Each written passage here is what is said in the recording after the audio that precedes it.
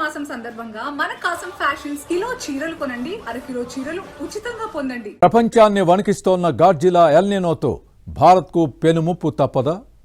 Monsoon break కారణంగా మనం ఎదుర్కోబోయే సమస్యలపై శాస్త్రవేత్తల హెచ్చరికలేంటి?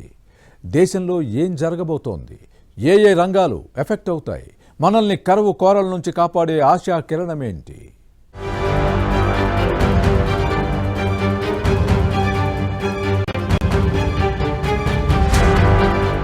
పసిఫిక్ మహాసముద్రంలో ఏర్పడిన శక్తివంతమైన గాడ్జిల్లా ఎల్ నినో భారతదేశ వాతావరణం, వ్యవసాయం, ఆర్థిక వ్యవస్థపై తీవ్ర ప్రభావం చూపనుందని వాతావరణ నిపుణులు హెచ్చరిస్తున్నారు. గత 150 ఏళ్లలోనే అత్యంత బలమైన ఎల్ నినోగా ఇది మారే అవకాశం ఉందని వాతావరణ నిపుణులు హెచ్చరిస్తున్నారు. భారత్లో మాన్సూన్ వర్షాలు తగ్గడం, ఖరీఫ్ పంటలపై తీవ్ర ప్రభావం, నీటి కొరత, ఆహార ధరల పెరుగుదల వంటి పరిణామాలు ఎదురయ్యే అవకాశం ఉందన్న హెచ్చరికలు వినిపిస్తున్నాయి. ఈ క్రమంలోనే 2026 మాన్సూన్ వర్షపాతం 90 నుంచి 92% మాత్రమే ఉండే అవకాశం ఉందని భారత వాతావరణ శాఖ అంచనా వేసింది. ఎల్ నినో కారణంగా మాన్సూన్ మేఘాలు బలహీనపడటం వల్ల సెప్టెంబర్ వరకు వర్షాలు తగ్గే సూచనలు కనిపిస్తున్నాయి. ముఖ్యంగా జూలై, ఆగస్టు నెలల్లో వర్షపాతం బలహీనంగా ఉండే అవకాశం ఎక్కువ అని అంచనా వేస్తున్నారు.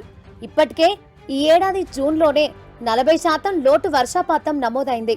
2015-16 సూపర్ ఎల్ నినో సమయంలో వర్షాలు 86% మాత్రమే ఉండటంతో వ్యవసాయం తీవ్రంగా దెబ్బతింది.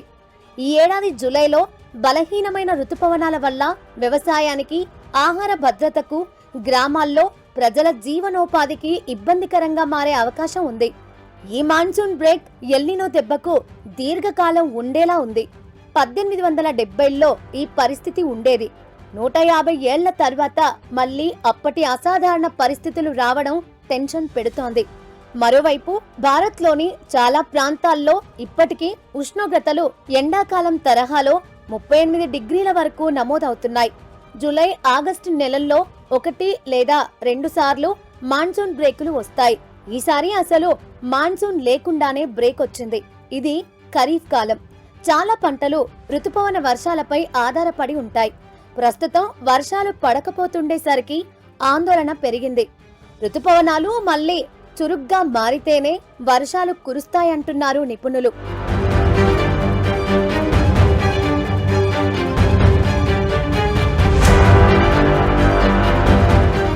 మన దేశంలో దాదాపు సగం వరకు వ్యవసాయ భూములు వర్షాధారమైనవే. ఋతుపవనాలు రాకపోతే జొన్నలు, మొక్కజొన్న వంటి గింజ ధాన్యాలతో పాటు పప్పు ధాన్యాలు, నూనె గింజల సాగు విస్తీర్ణంతో పాటు దిగుబడి కూడా సుమారు 10% కంటే ఎక్కువగా తగ్గే అవకాశం ఉందని నిపుణులు ఆందోళన వ్యక్తం చేస్తున్నారు. వర్షాలు సకాలంలో పడకపోవడం వల్ల కాలం అదును తప్పి పండే పంట నాణ్యత కూడా దెబ్బతింటుంది. పంటల దిగుబడి తగ్గడం వల్ల ఆహార ద్రవ్యోల్బణానికి దారితీసే ముప్పు ఉంది. ఇదే జరిగితే మొత్తంగా దేశ ఆర్థిక వృద్ధిపై ప్రభావం పడుతుంది. వర్షాలు తగ్గడం వల్ల భూగర్భ జలాలు తగ్గిపోతాయి, జలాశయాలు ఎండిపోతాయి, సాగునీటికి, తాగునీటికి కూడా ఇబ్బందులు ఎదురవుతాయి. ప్రాజెక్టులు ఖాళీ అయితే విద్యుత్ ఉత్పత్తి పడిపోతుంది. పసిఫిక్ మహాసముద్రం అసాధారణంగా వేడెక్కితే సముద్ర జీవావరణం దెబ్బతింటుంది. దీనివల్ల జలచరాలకు ముప్పు వాటిల్లుతుంది. మరోవైపు ఈ ఎల్ నినో 2027 వరకు కొనసాగే అవకాశం ఉందని శాస్త్రవేత్తలు అంచనా వేస్తున్నారు. ఒక సీజన్ కు మాత్రమే పరిమితం కాకుండా సుదీర్ఘంగా ప్రభావం చూపే ప్రమాదం ఉందని, దీనికి తగినట్లుగా ప్రభుత్వాలు ఇప్పటి నుంచే ప్రత్యామ్నాయ చర్యలు చేపట్టాలని హెచ్చరిస్తున్నారు.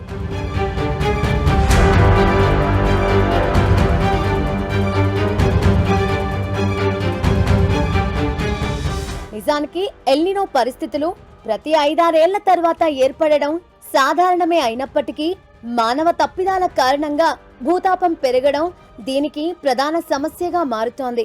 భూతాపం కారణంగానే ఉష్ణోగ్రతలు పెరిగిపోతున్నాయి. 2023 మానవ చరిత్రలోనే అత్యంత వేడి సంవత్సరంగా నిలిచింది. ఆ తర్వాత 2024 ఆ రికార్డును అధిగమించింది. ఇక ఇంతటి ముప్పు కలిగించబోతున్న ఎల్ నినో నుంచి భారతదేశాన్ని కాపాడగలిగే ఆశా కిరణం ఇండియన్ ఓషియన్ డైపోల్ IOD మాత్రమే అని శాస్త్రవేత్తలు చెబుతున్నారు. హిందూ మహాసముద్రంలో జరిగే ఒక వాతావరణ మార్పు ఇది. ఇది ఏర్పడితే భారత్కు అత్యంత లాభదాయకం. ఎల్నినో కారణంగా వచ్చే వేడి గాలులను కొంతవరకు అడ్డుకుంటుంది. నైరుతి రుతుపవన గాలులను భారతదేశం వైపు మళ్లించి వర్షాలు కురిసేలా చేస్తుంది. అయితే ఈసారి ఐఓడి ఏం చేస్తుందో, భారత్ను కరువు బారి నుంచి కాపాడుతుందో లేదో వేచి చూడాల్సిందే.